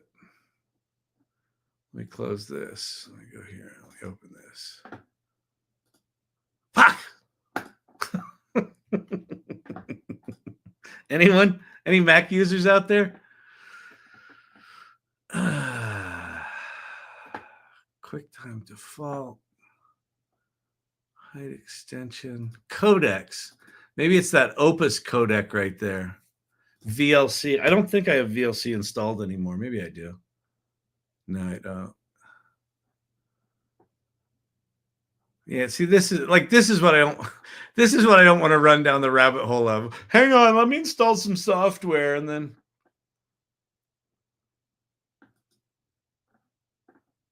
Oh, I know what we can do. I know what we can do. All right. Okay, so let me let me show you what the hell I was talking, what we were doing. So I was in Runway. I was just experimenting with Runway's got this really cool thing called Act 1, where you can record a performance of yourself talking, and then you can, apply it to an image or a video. And that's how I made this stupid thing that I put on X the other night. And what I wanted to show was how you can swap your voice. And so I've got another way to skin that cat. So here's what we're going to do. We're going to record it first. So let me get QuickTime up and running. VLC's where it's at. Joker's a fan of the VLC. We're going to do a new movie recording. There I am. I have clearly got some crap on my lens. This is a hint for all of you. If you ever just look misty or like someone smeared Vaseline on the lens, that's generally because someone smeared fingerprints on the lens. See? Look, more clear. Okay. None of this actually matters. Okay, so what am I going to record? Okay, here, this is one of the images from my art project from 2022 called Kyle Shannon Dreams, which was like this weird self-portrait program or project I did using Dream Booth and Stable Diffusion. And so I wanted to get one of the ladies it made of me. This is she's a handsome lass. So she's the one we're going to use. But we want to change out my voice because my voice not sound so ladylike.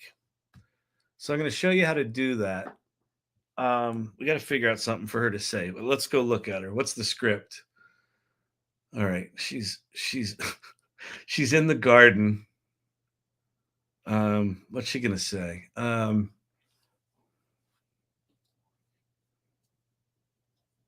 Okay. All right.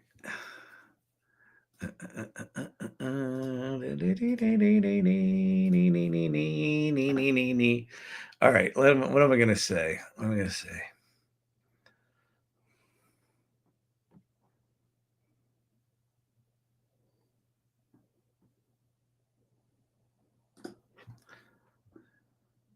Well, I'm sure he'll show up.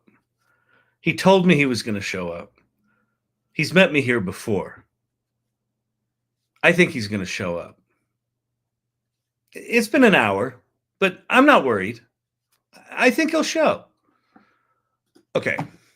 So, why I need the video is because the way Runway works, it's going to take my vocal or my facial performance, it's going to map that to the image. But I don't want it to sound like that. I'm sure he'll show up. Right? He told me he was going to show up. Okay. So what we're going to do is we'll save this as Lady Kyle on the desktop.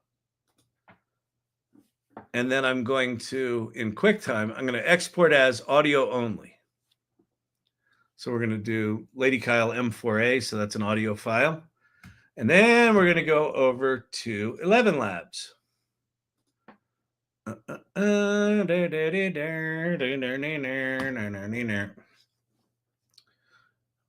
to the app.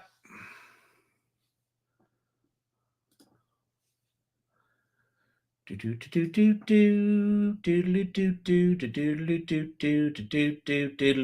I got to change my tab so you can actually hear what's going on because it's audio. And that's what we got to do because technology sucks. All right. So over here in 11 Labs, we've got this thing called Voice Changer. And it does what you think it does. So we're going to upload some audio. I'm going to go find that audio that I just made. Lady Kyle. Well, I'm sure he'll show up. Okay. Now we got to, so when you're doing this, we got to go find a voice that sounds like her. This is a creative choice. So we're going to go find more voices. And then we'll go filter, gender, female, black bar. Sorry about that. Carrying on. She looks like my grandmother as a young lass from Scotland, Kyle.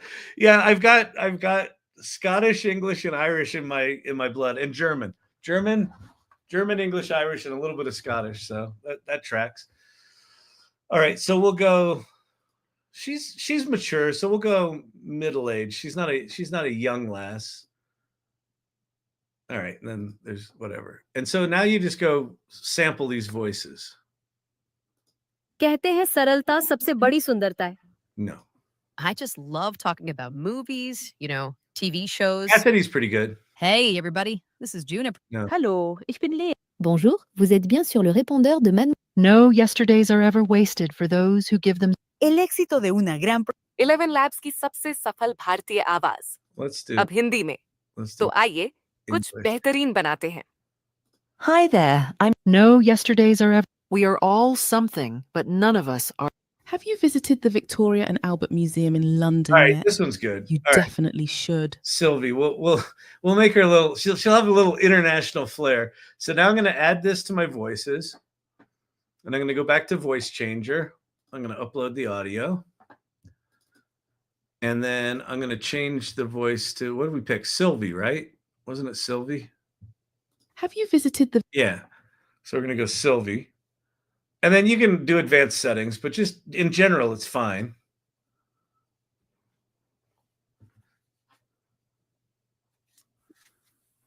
Well, I'm sure he'll show up. He told me he was going to show up. He's met me here before. Well, that's interesting. It didn't add the. I think he's going to show up. Susan It's been an hour, but I'm not worried. I think he'll show. You know what? Now that I hear it, I think it's boring. So let's go find another one. Be here now. Be someplace else later. Hello, Love is a serious mental disease. Once upon a time, in a land far, All right, far away, let's there use was a Judy beautiful Garland. young girl who had become lost while traveling. Let's map my voice or Judy Garland's. Oh, you're not allowed to use Judy Garland outside of the Reader app. Damn it, that would have been fun. Fine. Hey everybody, I think this is a really nice way. In a world where innovation drives. Have you visited the Victoria and Albert Museum in London yet? So long as a person is capable of self-renewal, they are a living being. Detached female. This is good. Let's have her be detached.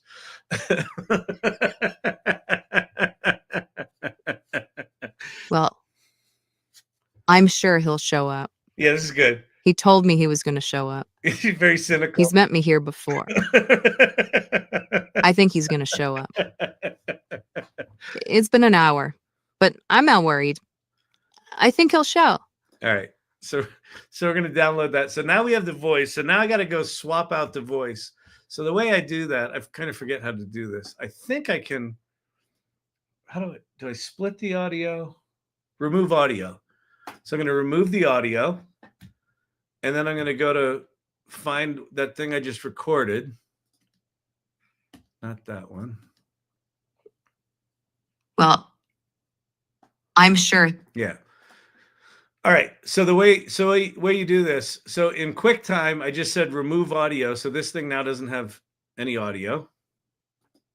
Oh, wait, you're not watching this. Hang on a sec.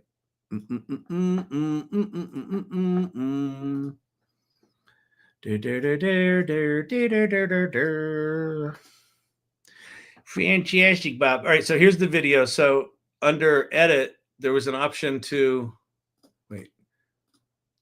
remove audio. So I did that. So now I've got a non-talky version of this. And let me fix this so you can see. And then, so now what I'm going to do is I'm just going to drag this 11 Labs thing onto this. Now, there's about 38 ways you could do this. I think that just crashed my machine or crashed QuickTime. Yep. Yay. You did it. Yay.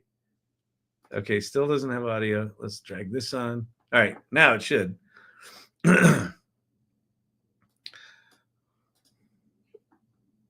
Well, I'm sure he'll show up.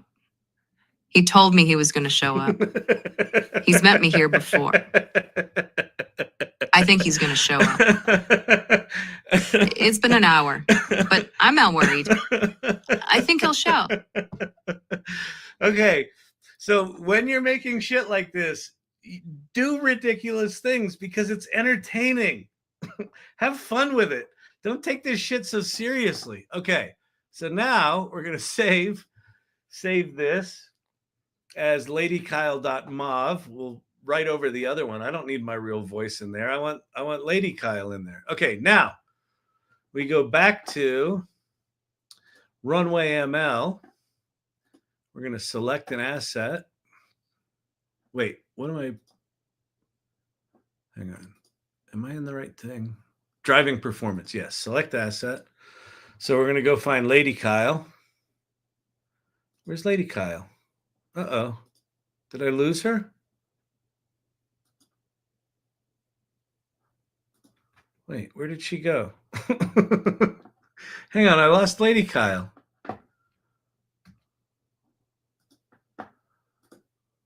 Save. Where did this save?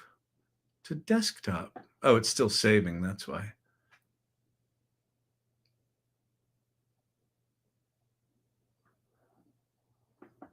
See that little thing?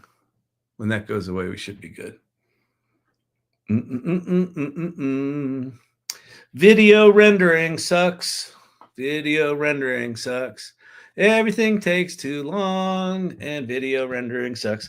My current company, Storyvine, exists because I was so impatient that I couldn't. I was like, there's got to be a better fucking way. So I invented a whole company. All right, Lady Kyle, is this me? Well, Yes. Okay. So, all right, that's uploading. That must be a big ass file. What's going on?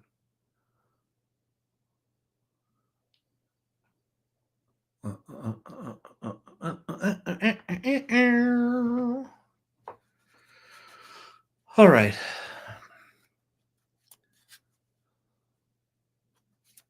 Maybe it should be Lady Kyla. Oh, that's good. I like it. Kylie. That's solid. I'm liking it.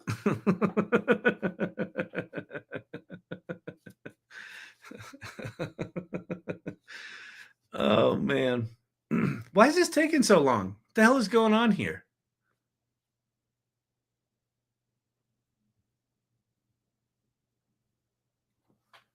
Black bar. There you go. You probably need to open a few more programs that'll speed up your computer. Shut up! I am a proud tab hoarder. I like living on the edge. Here, I'll clean some tabs up for you. Let's see if this makes you feel any better. You never know when you need to just jump over to one of these. You people don't understand with your tab management brains. It's just not nice to the rest of us freaks. Come on. Load. By the way, if you haven't seen this fantastic performance, I think it's worth it. There was an error during upload. Okay, so hang on. We got to go fix something here. Let's do an export as 720p. Lady Kyle -720p. Hopefully it'll compress some shit down. Then let's go over here, try again. There we go. That's looking better. Isn't it? Nope. What the hell? It's probably not going to work again.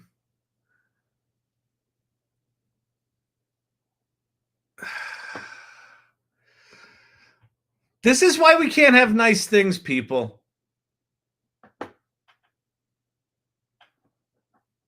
Let me come back into here. You know what I'm going to do? I'm going to upload Lady Kyla. I'm going to upload Kyla's image. Let's see, where is she? There she is. There's Kyla. Refresh Runway. Oh yeah, you know what? I bet you're right. I bet that's it. Looks like we're having some issues. Yeah, no shit.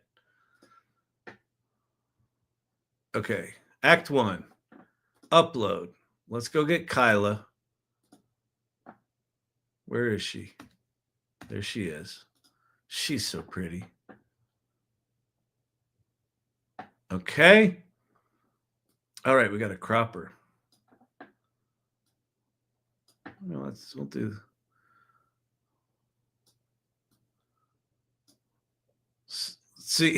See, now what we should do is we should take that image over to Midjourney and expand her. But whatever, fuck it. Well, this is good enough. So we're going to crop her like that. Or I guess we could do vertical too, couldn't we?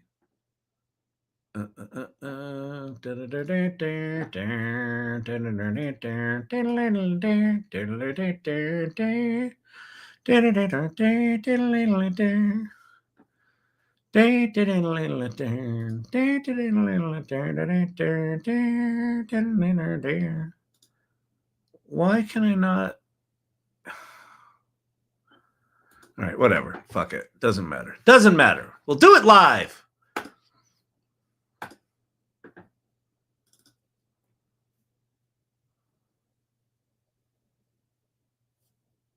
Are we going to go? I think we're going. I think reloading it did it. Black bar. Sorry. Sorry about that. Sorry. Best hold music.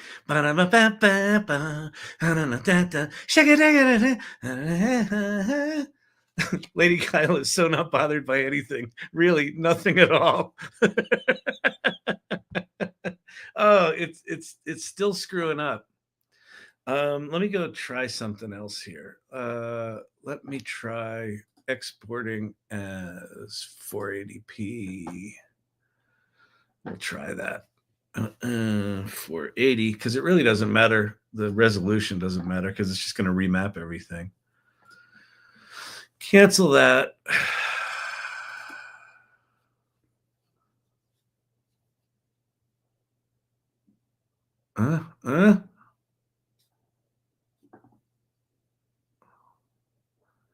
It must not like that audio.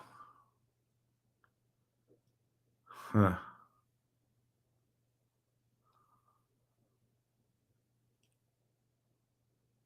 Can you blame it? Shoot up. Riffing the Hawaii 5-0 theme. People are fans of. We could go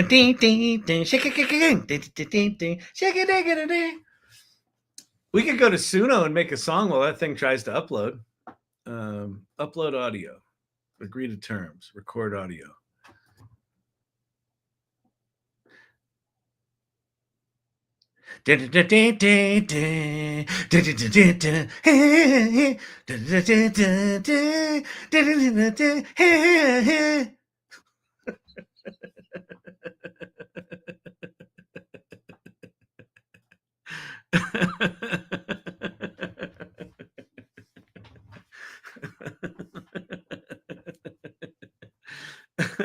Here, let me share my tab so you can hear this, because this is going to be brilliant.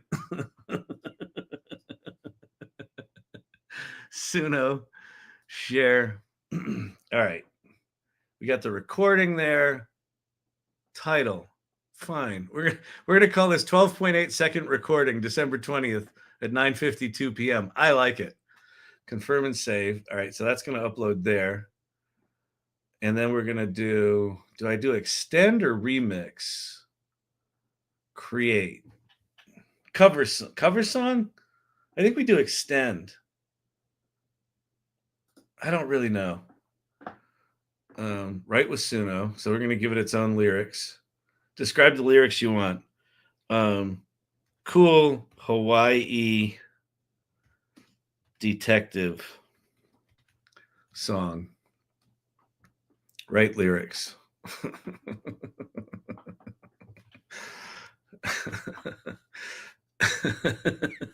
Extend. Okay, I did it right. Let's see. Island mystery. Hawaiian hunch. Under the palm trees. We're going to go with Hawaiian hunch. Style of music. Let's see. 70s TV theme. Extend.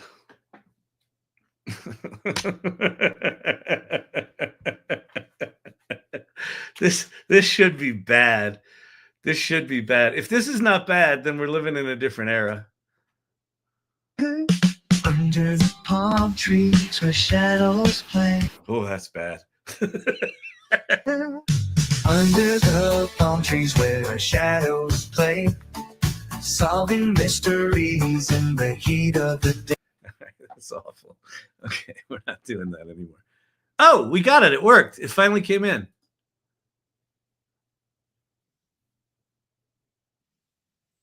Okay, here we go. Generate. Yes. Tabs. Oh, yes, tabs. Tab. Like, why, Kyle, why do you keep changing your sharing settings? Talk to Apple and Google, please. All right, what can we do in the meantime? Oh, well, I think I told you this before. There's probably some new people in here. If you don't know Pika, Pika .art, go to Pika right now. Pika.art.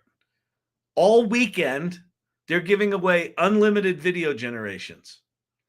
Video generations are expensive as shit, and it's really hard to just do testing and fucking around. Pika.art, free all weekend. Oh, also, Go to Project Odyssey, ODYSSEY.ai, projectodyssey.ai. It's a contest for making movies. But what's cool is they basically have cut a deal with everyone except Runway, it looks like. Runway's not in there, but every other video tool's in there, and every like 11 Labs is in there. And what happens is you sign up for this thing, and then I think you go into their Discord, and they get all of the partner people give you credits to do the contest. So you can go try out all these tools to go make a film for this contest, and then maybe you make some money for the contest. Are you ready to see my beautiful performance?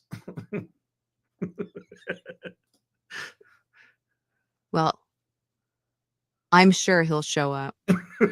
He told me he was going to show up. He's met me here before. I think he's going to show up. It's been an hour, but I'm not worried. I think he'll show. Well, I'm sure he'll show up. He told me he was going to show up. He's met me here before. I think he's going to show up. All right, so here's what we do here. Because I've got no professional sense, we're going to download this. We're going to go to X, and we're going to upload this for all the world to see.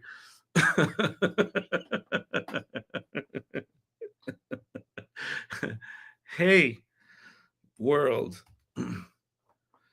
why should you come to the AI Learning Lab every week night,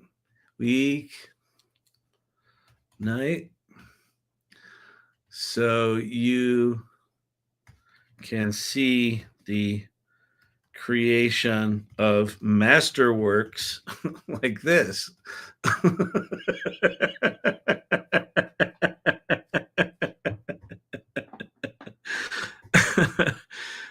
TikTok pin. Kyle, he's not showing up. It's Kyla. Oh yeah, Kyla, he's not showing up. Oh yeah, that's good. For what it's worth, he never showed.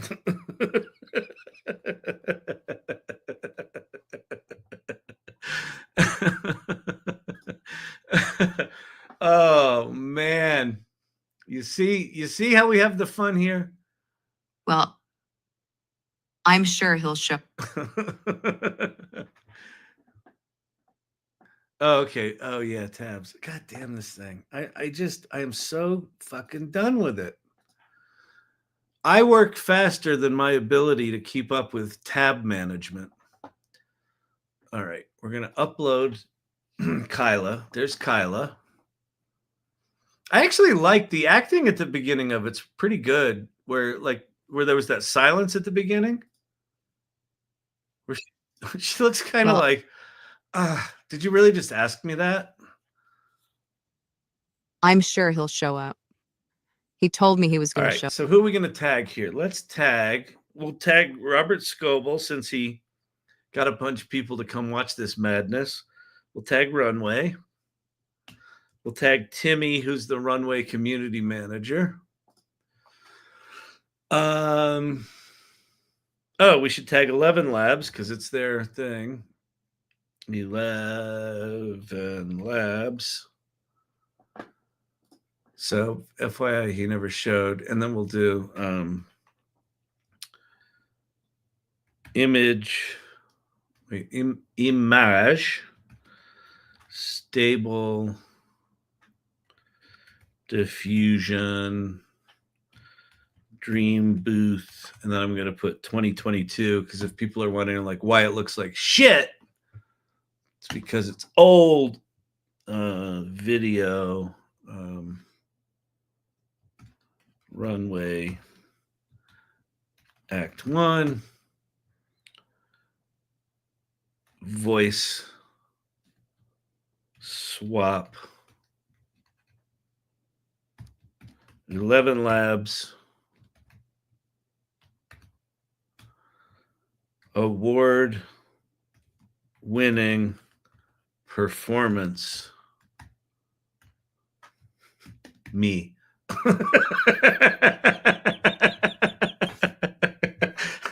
Again, if you're new to the channel, what I just said is not funny to anyone but me. Like, most of this channel is just me entertaining myself. And if you want to hang out, cool. All right. Hey, world. Why would you come to the AI Learning Lab every weeknight? Should I put the TikTok channel in there? We'll do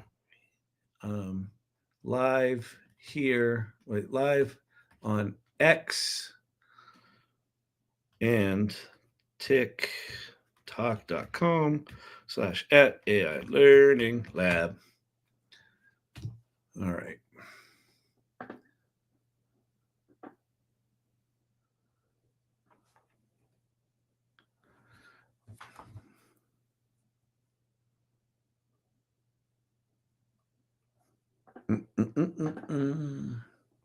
We good? I think we're good. Boom. Do me a favor. If you are new here and okay, especially if you're on X, because there's a lot of people on X because Robert boosted us. Well, I don't know if anyone's still here.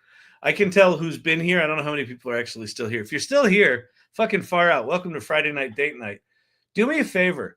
Jump over to YouTube and look for the channel Learning Lab-AI. That's me. I'm live there as well.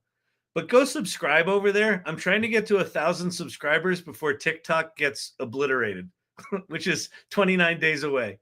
So if you would be so kind, go to youtube.com/learninglab-AI, and you'll see this live thing there. And just go over there and subscribe. Just do me a solid. I taught you how to make Lady Kyle. And if your name's Bob, you could make Lady Bob. And if your name's Sally, you could make Man Sally. Or Dog Sally. Or Elephant Bob.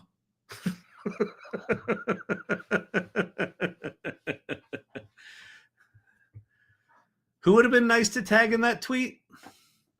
Brandon? Oh, tag YouTube in that tweet. I can still edit it, I think.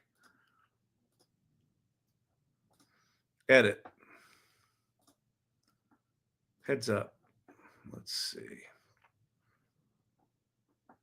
Oh, I see. Live on X. And there we'll go. And youtube.com/@learnlab-AI. I think you put the ad in it for YouTube. Let's go see if that worked. Yep, there we are. Okay. So you can still see this, right? Do you want to see Lady Kyla? Of course you do.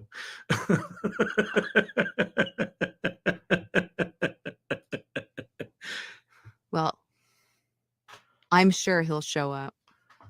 He told me he was going to show up. He's met me here before. I think he's going to show up. Oh, the Supreme Court picked up the TikTok. It's been an case and hour, extended it. but Oh, I'm good. not worried. Right. What they I think he'll extend it show. to June or something like that. Well, I'm sure he'll show up. He told me he was going to show up. He's met me here before. I think he's going to show. I don't know. You know what's funny is, as silly as that is, I still find it kind of remarkable. Like, we live in a world now where, like, you can do that just with like a little bit of knowledge. Like, the thing about all these tools right now is they're also fragmented and janky ass pieces of shit that you just have to like duct tape everything together. So if you're curious and adventurous enough to like do that, you can do like fun stuff. So, oral arguments January 10th. Oh, okay. Kyla's waiting. Kyla's waiting outside the Supreme Court. Yeah, we're gonna have Kyla testify. All right, people.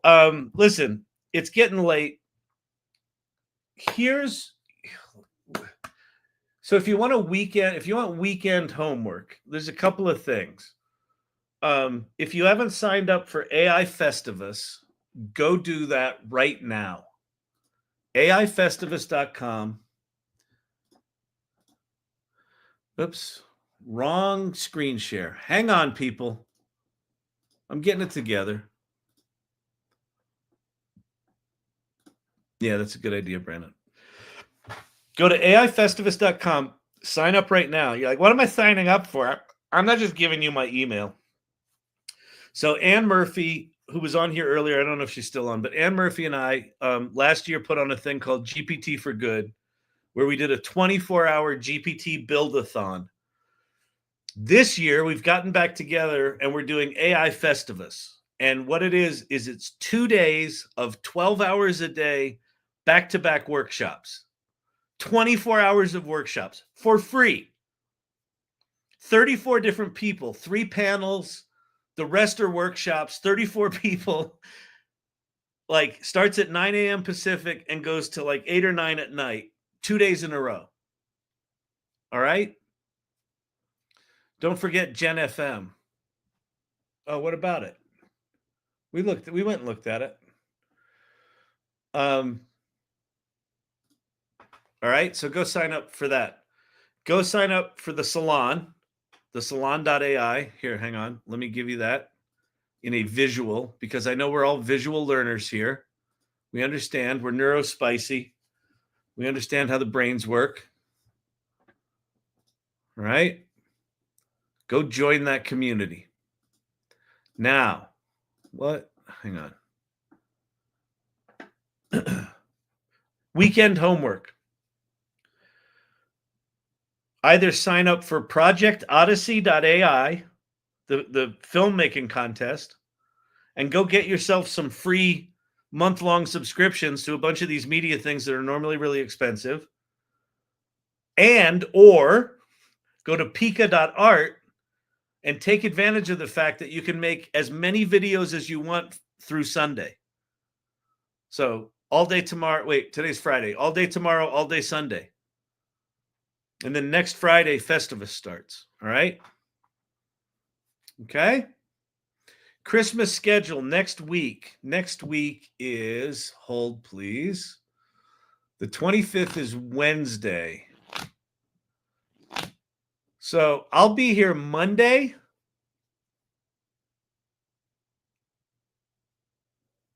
I'm going to take Christmas Eve off and I'm going to take Christmas Day off. And then I'll do Thursday night. So Monday and Thursday next week, I'll be back. And then Friday and Saturday are Festivus. All right? Okay.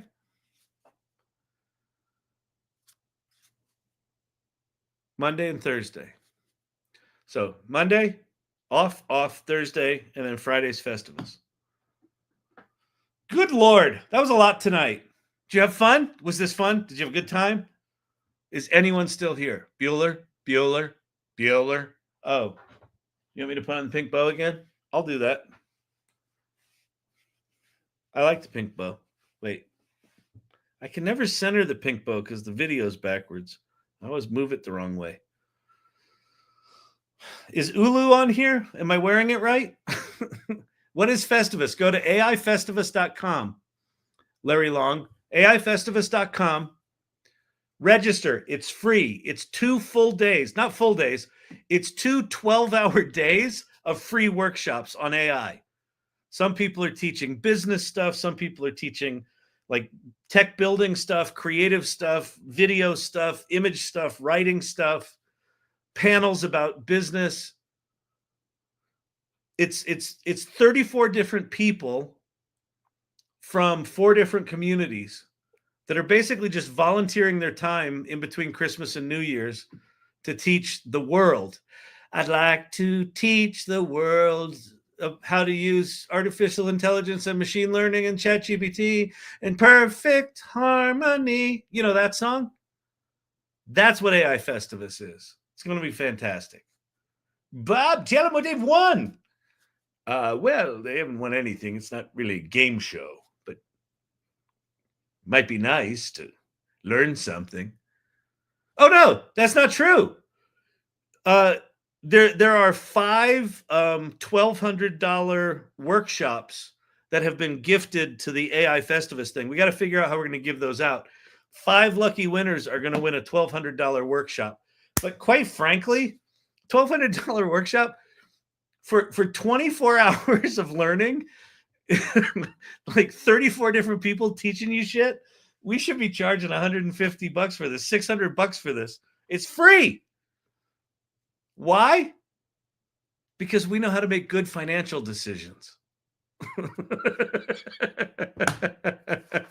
I watched Ferris Bueller last night. Kyle needs a pink bow. I got a pink bow. All right, everyone. This was good. So go make some multimedia. Pika Labs or Project Odyssey. Do that over this weekend. Start experimenting and playing. If they're going to give you these credits for free, take advantage of it. It will open up. You'll start to understand some possibilities of what this stuff can do in just a deeper way. And that's the real trick with all this. All right. So I'm going to take off. Hope you had all fun tonight. So I'm going to blast on out of YouTube, X, and LinkedIn land, and have a good weekend, everybody. All right. Peace out.